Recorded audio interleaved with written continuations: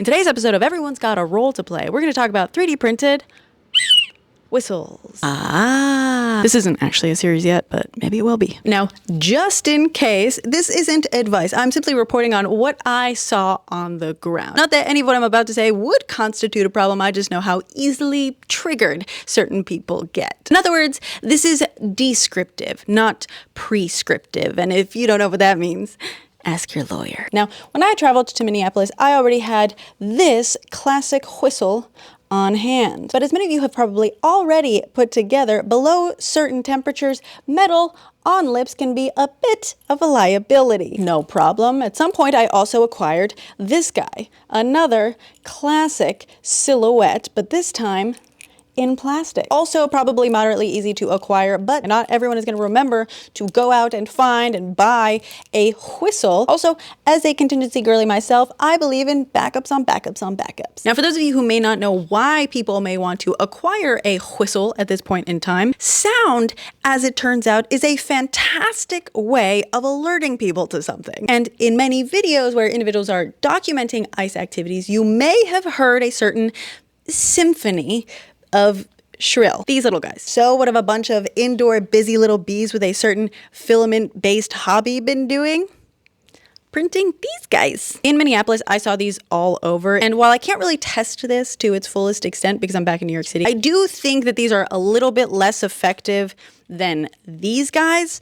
But if you get it right, they seem to be pretty good. Now, I'm sure that depends a lot on the exact print design you're using, but regardless, I held on to this one specifically because it does something else pretty cool that I wanted to show you guys. Not only do they all basically have this hole so that you can put a string through it, this one specifically has some butterflies printed on it, which I'm pretty sure is actually a reference to Monarca, an organization that provides training and information on organizing rapid response networks. But on the other side, it also provides their report ice tip line. Very cool. Multifunctional. Quick warning.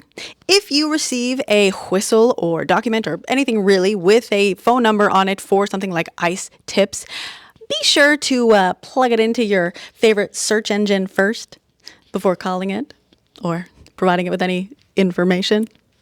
Okay. Like when I received this, I was not told what this phone number was. I plugged it into the Googles and I said, oh, Monarca. And then I went, oh, Monarca. Isn't information fun? As for dissemination, whistles are being given out just about everywhere. They're included in mutual aid packages, snack packs for protesters. They're really easy to just grab a handful of, especially these guys, to keep in your pocket and then dispense like peppermints. So people donate them just about anywhere that is taking donations of any kind. But also local businesses may be interested in making them available to grab at checkout. Now, if anyone happens to conduct like 3D printed whistle design tests and you figure out another one that's even better than this, please let me know. I feel like there is one design that is basically being disseminated and everyone's just automatically using it. And it may in fact be the best one, but I also have a feeling that everyone is just assuming that the design everyone's using is the best possible design. You never know. If this is your thing, that might be your role to play because there you go. Everyone's got a role to play. Everyone's got a role to play. Everyone's got a role to play. And there's one of them.